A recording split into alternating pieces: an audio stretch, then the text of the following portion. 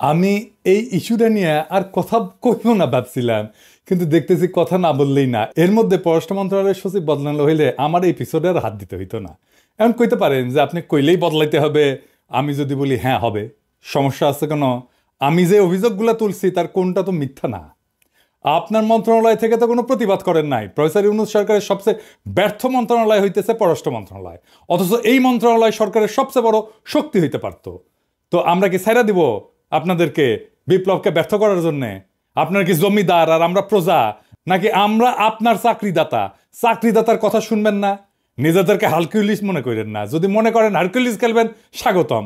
প্রত্যেক সপ্তাহে একটা করে এপিসোড বানাবো এই পররাষ্ট্র মন্ত্রণালয় নিয়ে। আর কি কি আকাম করেছেন একেবারে মাইক্রোস্কোপের নিচে নিয়ে ফেলায় ফেলায় দেখাই দেবো সবাইকে। একটা কথা এপিসোডের শেষে কইতাম, এখন শুরুতেই কই। বাঘে চুলে 18 গা, পুলিশে চুলে 36 ঘা, আর পিনাকি চুলে জয় বাংলা। কথাটা মাথায় রেখেন। হয় তহিদ সাহেব আপনি আমারে কনভিন্স করবেন আমার তোলা অভিযোগগুলা মিথ্যা, অথবা জসিমকে পাছায় লাথি দিয়া সরাইবেন। দুয়ের মাঝে কোনো যদি কিন্তু নাই। এবার নাহিদ, তোমারে বলি, এই যে গোলাম মোর্তজারে কোন আক্কেলে ওয়াশিংটনে প্রেস মিনিস্টার বানাবার জন্য সুপারিশ করেছিলা, তা আবার সিনিয়র সেক্রেটারি র্যাঙ্কে, অ্যাম্বাসাডারের র্যাঙ্কে, ওয়ারেন্ট অফ প্রেসিডেন্সের সরা, মানে অ্যাম্বাসাডারের চাইতো সিনিয়র পোস্টে তারে প্রেস মিনিস্টার বানানো হয়েছে। মানে এই যে 15 আলোর মতোই রমণের লগে এত পিতলা খাতির তোমার, এই জন্য কি? হ্যাঁ, ওরে বাপরে, হাতের তালি। হ্যাঁ, 15 আলোর লগে লতকালতকি যে করবে না, যারাই করবে বাংলাদেশের রাজনীতিতে তারা অপ্রাসঙ্গিক হয়ে যাবে। গোলাম মুর্তজারে ওয়াশিংটন ডিসিতে পাঠানোর জন্য সুপারিশ করার নাহিদ, আমি মরে যাওয়ার আগে পর্যন্ত দোষারোপ করে যাব। এই হারামজাদা উঠি বসে মঙ্গল শোভাযাত্রা। এই যে দেখেন, বাংলাদেশকে, ইসলামকে ডেমোনাইজ করার ইন্ডিয়ান কালচারাল হেজিমনির পক্ষে বয়াদ উৎপাদন করায় আমার রক্তে, আমার অশ্রু, আমার কান্না, আমার ত্যাগ, আমার লড়াইয়ের পথ মারায় আরামজাদা। এটা আমি ছাইরা দেবো? এটা আমি হবার দেবো? কয় আওয়ামী লীগের হরতাল আর সিপিবি অফিস দখল নাকি একই জিনিস। হারামজাদা গোলাম মোর্তজা তোর বাপ সিপিবির প্রিন্সেস জিগা। আমি তারে আগের রাতে কইছিলাম কিনা যে তাকে অফিসে পরদিন ঢুকুম না? যা জিগা, আমার হাত পা ধরেছিল কিনা প্রিন্স, জিজ্ঞাস কর। আগের দিন গণমিছিল বাতিল করেছে, গুতেরেস আছে সেই দিন, তাও আমি সেদিন ঢাকাত গেঞ্জাম লাগামু। তাই শেষ গোলামের বাচ্চা, তোর যখন হাউস হচ্ছে কামটা করমু, শিগগিরই করমু। দায় গোলামের বাচ্চা তোর। দেখ আমি কি করতে পারি। তুই চাই ওরে চাকরি বিধি শেখার নাই, ওই ফেসবুকে এইগুলা লিখবার পারে চাকরি করিয়া আপনার নামে মামলা দিব। চাকরি বিধি লঙ্ঘন করার পরে ওরে কিছু না কয়, ওরে যদি না খেদাইছেন পররাষ্ট্র মন্ত্রণালয় থেকে, তাহলে কোনো খবর আছে, আপনারও খবর আছে। এই গোলাম, তুই দেশে ফিরবু না? ফিরবু তো তোর গোয়ার মধ্যে ইন্ডিয়ান গিরিবাস কবুতর ঢুকে দেয় না, হাততালি দিব, হাততালি। আর গিরিবাস কবুতর খালি পাক মারবি তোর গোয়ার মধ্যে। খেয়াল রাখিস, হাসিনাকে আমরা শুধু খেদাই নাই, হাসিনার রাজনীতিও খেদাইছি। হাসিনা উত্তরে ইন্ডিয়ান সেকুলার অনুপ্রবেশ রাখবার পারবো না কয়ে দিলাম। যাক তহিদ সাহেব, যখন জসিমেক সরাবি না, তাই জসিমেক নিয়ে সেকেন্ড ডোজ দিয়ে আসেন।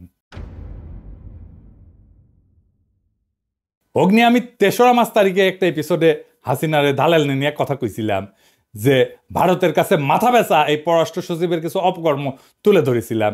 আমি কইছিলাম যে কিভাবে পররাষ্ট্র মন্ত্রণালয়ে আওয়ামী পুনর্বাসনের কাজ করে চলেছে এই জসিমউদ্দিন। সে ভিডিও প্রচারের পর দেশ বিদেশে বিভিন্ন প্রান্ত থেকে জসিমউদ্দিনকে নিয়ে আমার কাছে অনেক ফোন টোন দেয়। কি বলবো আর বলেন, যে আমি নিজেই অবাক যে কিভাবে এরকম একজন দালালকে পররাষ্ট্র সচিব নিয়োগ দেওয়া হয়েছিল।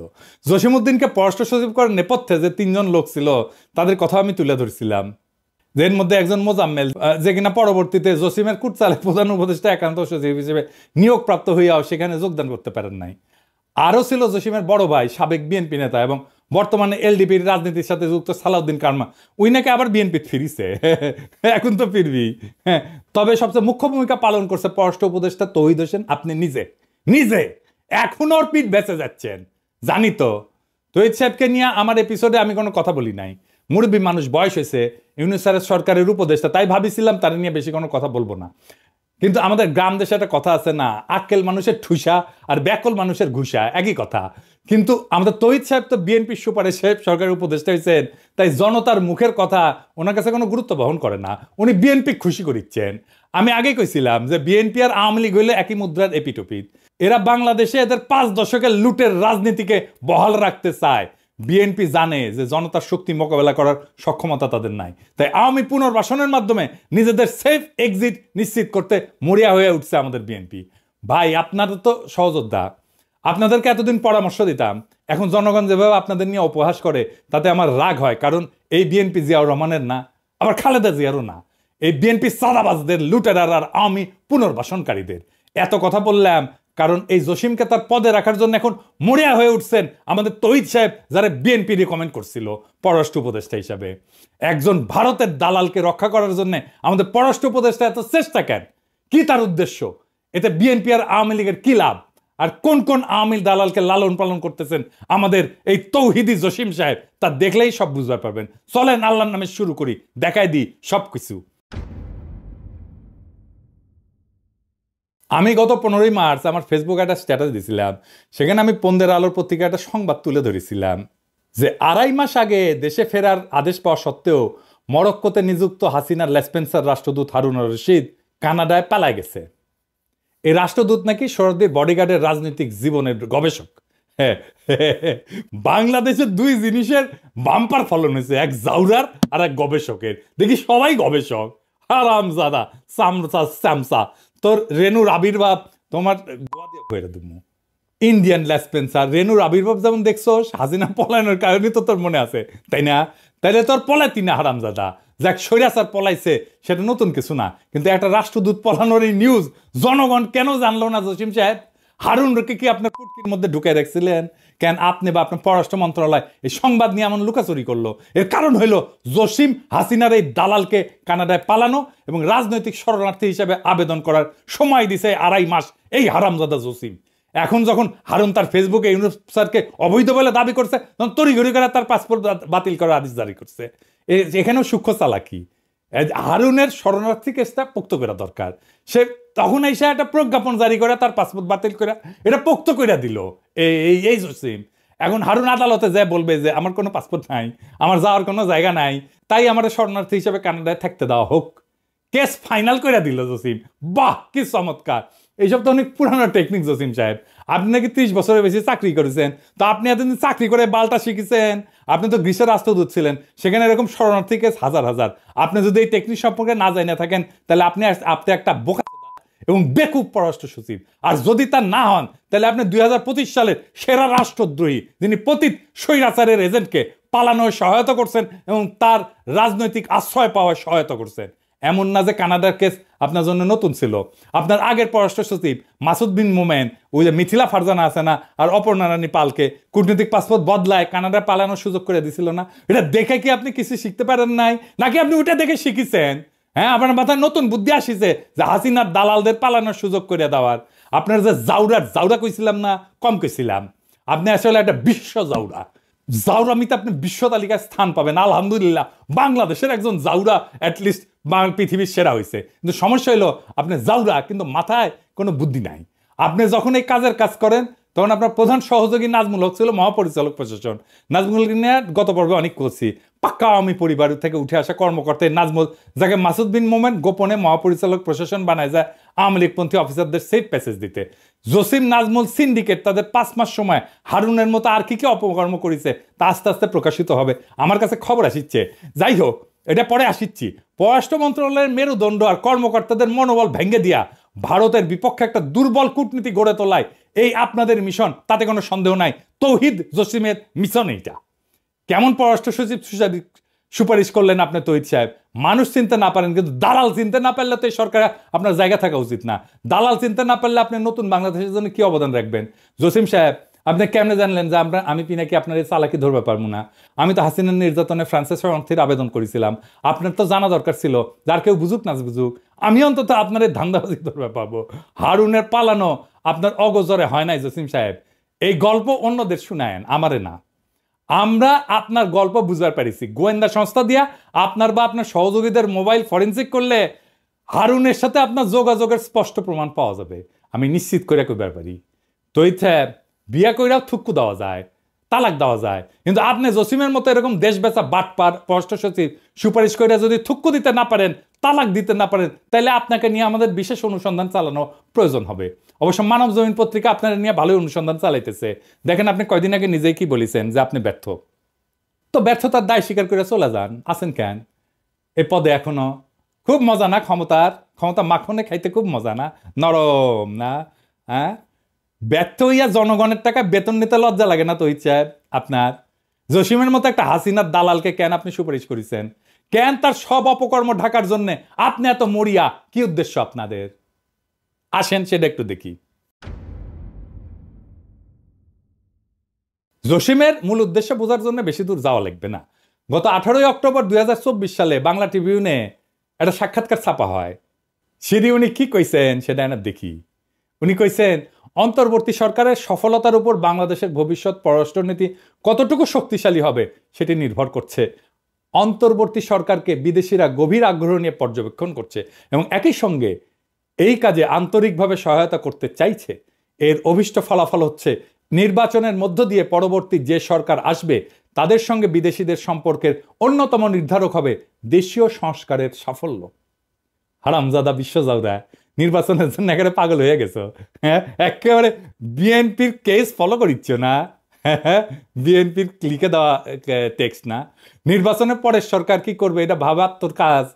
জসিমকে নিয়ে করা আগের পর্বে আমি বলছিলাম যে বাটপার এখন বিএনপিকে ক্ষমতা আনার জন্য পাগল হয়ে গেছে, আর সেই সাথে বাস্তবায়ন করতেছে ইন্ডিয়ান প্রেসক্রিপশন, যেটা হলো ইউনূস সরকারের দ্রুত বিদায় আর আওয়ামী লীগের পুনর্বাসন করা। আগের পর্বে আমি বলেছিলাম না যে জসিম এই সরকারের লেজিটিমেসি আর বিপ্লবের ন্যারেটিভ নিয়ে কোনো কাজ করে নাই? কেন করে নাই তা এখন পরিষ্কার। তো এই কাজ যে করা লাগবে এমন কথা যে জসিম জানতো না তা কিন্তু না। এই সাক্ষাৎকারে দেখেন এই হারামজাদা কি বলিছে। অন্তর্বর্তী সরকার দায়িত্ব নেওয়ার প্রথম দিকের একটা চ্যালেঞ্জ ছিল জুলাই আগস্ট বিপ্লবের সঠিক ন্যারেটিভ তুলে ধরা। একথা সবাই জানেন যে বিপ্লব নিয়ে একটা অপপ্রচার ছিল, আমাদের কাজ ছিল সেই অপপ্রচারের বিপরীতে বিপ্লবের সঠিক চিত্র তুলে ধরা। এই কাজে আমরা সফল হয়েছি। দ্বিতীয় বিষয় ছিল সরকারের সংস্কার চিন্তাভাবনা ও সংস্কার কার্যক্রম তুলে ধরা। এটি এখন চলমান এবং আমাদের জন্য নতুন বিষয়। কাজে এই বিষয়টি তুলে ধরে বিভিন্ন দেশের সঙ্গে একযোগে কাজ করার প্রতিশ্রুতি আদায় করা খুব কঠিন না হইলেও এটা চ্যালেঞ্জ ছিল। তো জুলাই বিপ্লবের কোন ন্যারেটিভটা আপনি করেছেন জসিম সাহেব একটু জানাবেন? কোন করেছেন?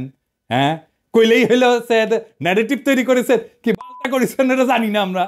হ্যাঁ, বিভিন্ন দেশের সাথে একযোগে কাজ করার যে সম্মতি আদায়ের জন্য আপনি গেছেন সার্বিয়া, আলজেরিয়া, মিশর, এটাই না? এই ভূগোল বুঝাইতেছেন। এইসব গল্প ইন্ডিয়ায় যাইয়া আপনার পলাতক ঠাকুরমা হাসিনা শুনেন। আসলে আপনি যখন এই সাক্ষাৎকার দেন তখন পররাষ্ট্র সচিব হিসেবে আপনার বয়স মাত্র 40 দিন।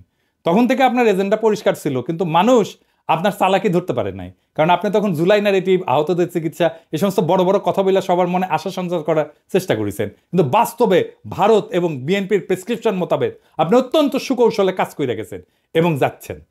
আপনার মিশন হইল হাসিনার দালালদের পুনর্বাসন এবং বিএনপির ক্ষমতায় আসার পথ সুগম করা।